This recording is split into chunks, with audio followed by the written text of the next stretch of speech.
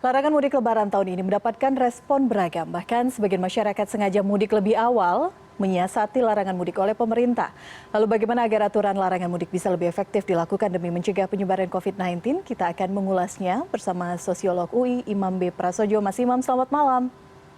Selamat malam. Mas Imam, mari berbicara mengenai mudik yang memang sudah sangat melekat dengan tradisi Indonesia. Dengan adanya pembatasan, kemudian tak serta-merta menghentikan niat mudik masyarakat. Kemarin Presiden Jokowi sudah menegaskan masyarakat dilarang mudik. Bagaimana Mas Imam melihat aturan pemerintah saat ini? Sudah cukup clear-kah atau membingungkan masyarakat?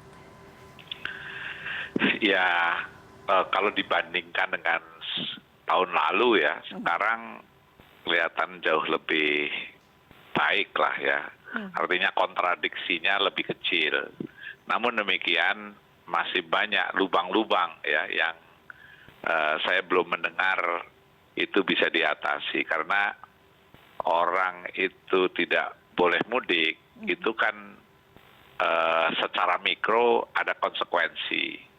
Ada orang-orang yang memang terpaksa harus mudik misalnya karena pekerjaan di kota itu sudah tidak ada dalam periode itu sehingga dia perlu difikirkan bagaimana dia bisa bertahan di kota pada saat dia buruh harian misalnya tidak mendapatkan suplai untuk makan mereka.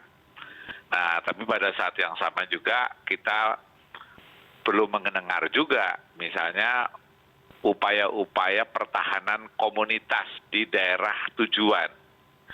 Nah, dulu sangat bagus sekali ya ada gerakan untuk masing-masing komunitas itu melakukan isolasi mandiri misalnya bagi orang-orang yang datang dari kota ya untuk direview. Jadi pertahanannya berlapis-lapis, tidak hanya dari tempat pemberangkatan atau tempat di jalan ya pada saat mereka menuju ke tempat asal, tetapi juga di daerah masing-masing yang harusnya digerakkan untuk melakukan screening. Nah, kalau itu terjadi maka efektivitas akan jauh lebih baik. Tapi jangan sampai lupa bahwa orang-orang yang terpaksa harus mudik ya, yang tadi saya jelaskan secara ekonomi itu biasanya terpepet ya karena tidak ada income, itu yang juga tidak boleh diabaikan. Baik, berusaha memahami masyarakat, bahkan ada yang mengatakan meski dilarang kami tetap pulang karena memang keinginan mudik tahun ini lebih besar dibandingkan tahun lalu yang sudah tertunda begitu ya 2 tahun ini, Mas Imam. Artinya tantangan pemerintah untuk meyakinkan masyarakat, menyadarkan masyarakat lebih besar lagi. Ya, tidak mungkin pemerintah bekerja sendiri. Ini kan sebetulnya ada sebuah tantangan yang lebih besar ya dibanding misalnya kepentingan-kepentingan pribadi. Kita lihat kalau data di negara-negara lain, apalagi misalnya India, ini bahkan WHO mengatakan bahwa dunia menghadapi krisis kembali yang bahkan bisa jadi lebih serius dari sebelumnya. Nah, sementara itu upaya-upaya yang dengan susah payah kita lakukan, misalnya upaya vaksinasi misalnya, yang sekarang sebetulnya belum selesai, itu bisa menjadi kurang efektif ya kalau seandainya kita tidak bisa menunda kebahagiaan atau menahan diri untuk tidak melakukan yang kita inginkan ya, karena memang saya bisa memahami banyak sekali dorongan-dorongan kultural ya yang sangat berat untuk ditinggalkan. Tetapi jalan keluar dulu pengalaman tahun yang lalu misalnya digerakkan lebaran virtual misalnya.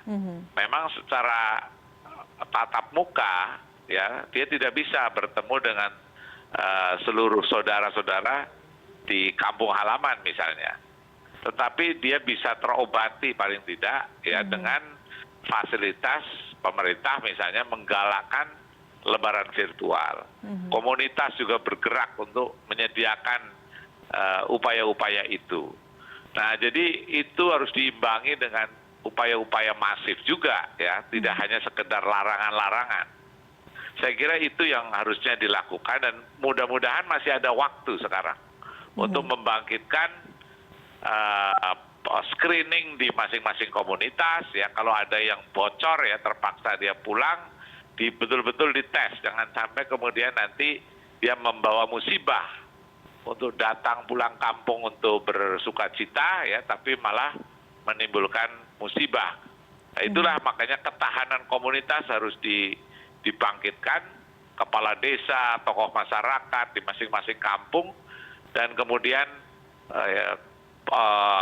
screening yang dilakukan tidak hanya di dalam wilayah tempat pengirim ya atau di perjalanan, tetapi juga pada saat mereka sampai di kampung halaman.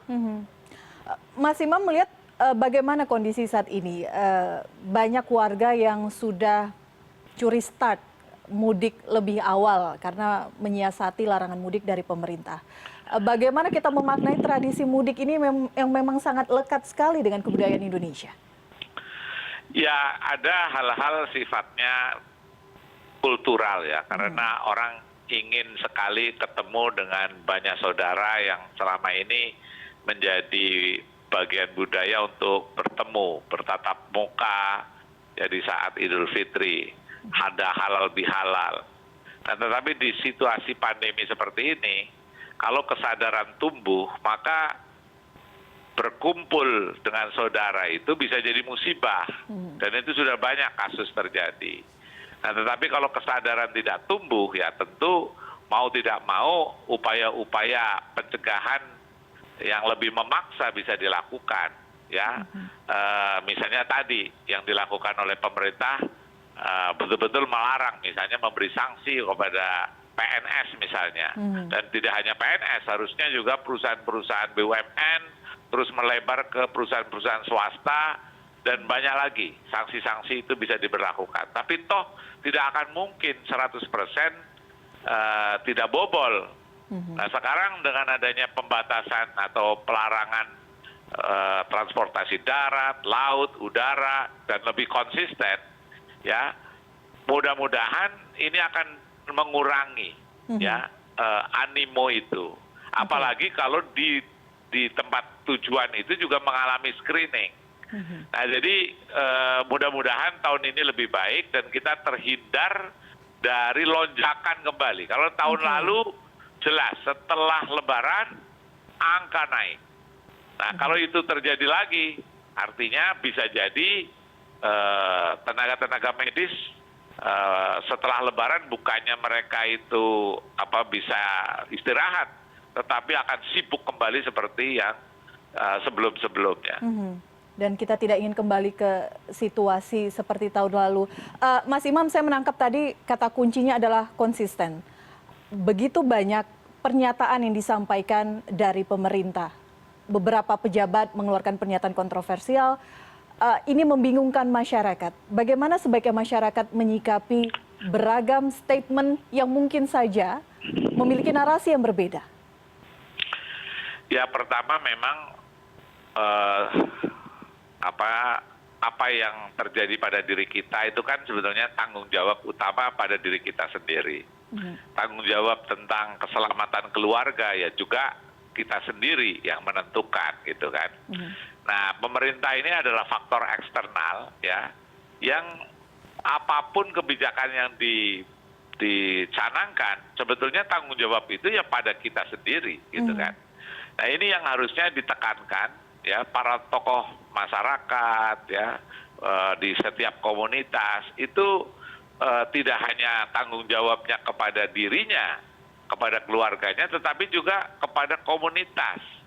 Nah, kalau itu solidaritas, ketangguhan komunitas itu dibangun, maka saya kira apapun kebijakan ya itu tidak akan terlalu berpengaruh.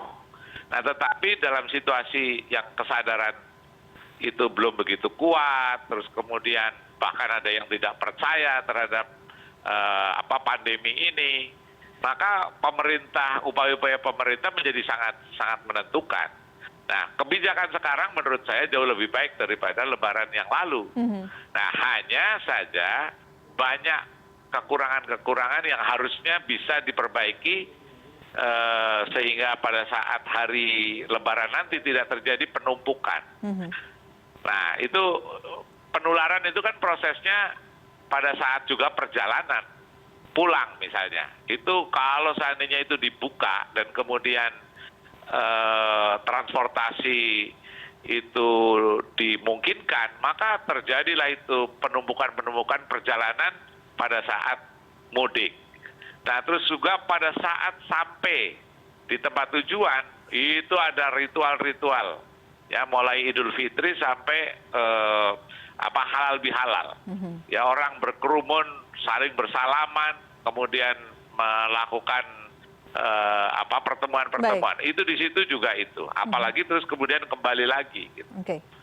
Baik, artinya konsisten, masyarakat juga harus bertanggung jawab, pemerintah juga harus konsisten, implementasinya di lapangan kita tunggu bersama. Mas Imam, terima kasih sudah berdiskusi bersama kami malam hari ini. Salam sehat selalu. Terima kasih.